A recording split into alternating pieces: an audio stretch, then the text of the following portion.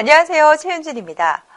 스마트폰과 태블릿 PC는요, 휴대성도 강하고 그 기능도 굉장히 파워풀합니다. 하지만 이 화면 사이즈가 PC보다 좀 작죠. 그리고 입력하는 키보드나 마우스가 없습니다. 그래서 이 조작하는 방식이 당연히 PC와는 다를 수밖에 없겠죠. 그러나 이 엠비즈 메이커로 제작된 프로그램은요, 여러분들이 다른 어떠한 설정을 하지 않아도 UI라던가 아니면은 UX 기능을 기본적으로 지원할 뿐만이 아니라 이 오토스케일링 테크놀로지라는 기술을 채택을 하고 있습니다. 그래서 이 한 번 만들어진 프로그램은 이 스마트폰이나 태블릿 PC의 화면 사이즈나 그 해상도에 상관없이 모두 구동이 됩니다. 그러면 화면을 보면서 함께 알아보도록 하겠습니다. 직접 제가 입력을 해가면서 이 프로그램에 입력하는 방식에 대해서 한번 알아보도록 하겠습니다. 자, 여러분들이 보고 계신 지금 이 화면 같은 경우에는 스마트폰이 보여주고 있잖아요. 제가 실시간으로 준비한 이 화면을 화면 투시로 해서 여러분들이 함께 보기 위해서 준비를 한 겁니다. 제가 지금 입력하는 과정에서 제가 실시간으로 이제 터치 입력 방식으로 직접 어떻게 이제 기능을 보완할 수 있는지, 어떻게 데이터가 들어가게 되는지를 이제 보여드리기 위해서 준비를 해봤습니다. 자, 가장 먼저 스마트폰은 화면이 굉장히 작다라는 제약이 있습니다. 그래서 잘 보이지 않는다라는 경우도 있고 입력하기가 어렵다라는 경우가 있습니다.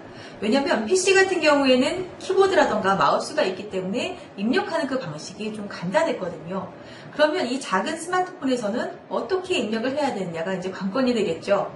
자, 이 화면을 보게 되면 여러분들이 앞서 만든 그런 회원 정보 관리보다는 조금 더 복잡한 화면으로 만들어 봤어요. 왜 그랬냐면 여러분들이 이제 프로그램을 만들다 보면 간단한 화면만 만들지 않을 거란 말이죠. 여러 가지 기능들도 넣어서 여러 가지 복잡, 다양한 여러 가지 그 화면들이 이제 구성이 되게 될 텐데, 그럴 때마다 이제 점점 이제 화면에 꽉 차게 되는 여러 가지 기능들을 과연 어떻게 사용을 해야 되겠느냐라고 이제 궁금해 하실 겁니다. 그래서 저도 조금 복잡, 다양하게 한번 화면을 만들어 봤어요.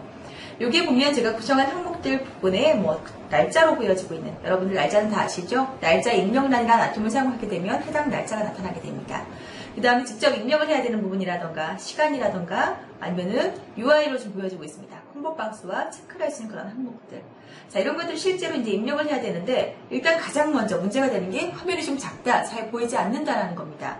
그럴 때에는 스마트폰이 제공하고 있는 여러 가지 기능들 중에 자, 화면을 늘리고 줄이고 하는 방법이 있죠. 자, 핀치인, 핀치아웃이라고 합니다. 그 명칭을요. 그래서 일일이 늘리고 줄여가면서 원하는 그 데이터를 넣어줄 수도 있겠죠. 자, 가장 먼저 이제 등록일부터 제가 직접 입력을 해보도록 할게요. 날짜, 등록일 같은 부분은 날짜 입력란 아톰으로 구성을 하게 되면 실제 실행을 했을 때 이렇게 데이터 픽업가 나타나게 됩니다.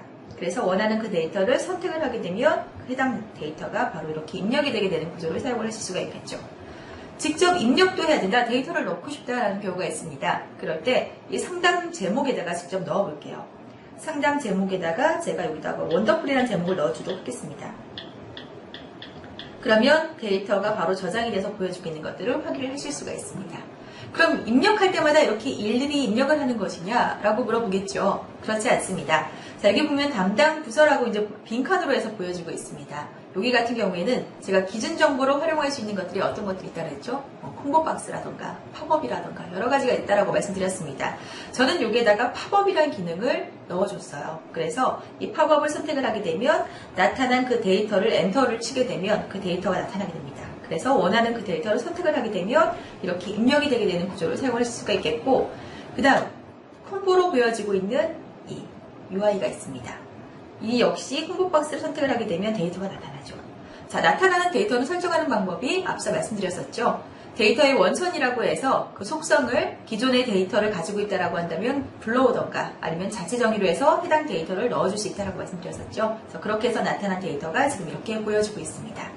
자, 원하는 데이터를 선택을 하게 돼요. 자, 저는 그룹을 선택을 해볼게요. 그럼 그룹이 바로 그대로 설정이 되는 것들을 확인을 하실 수가 있습니다. 그 다음 체크를 할 수 있는 항목들이 상담 구분으로 해서 보여주고 있습니다.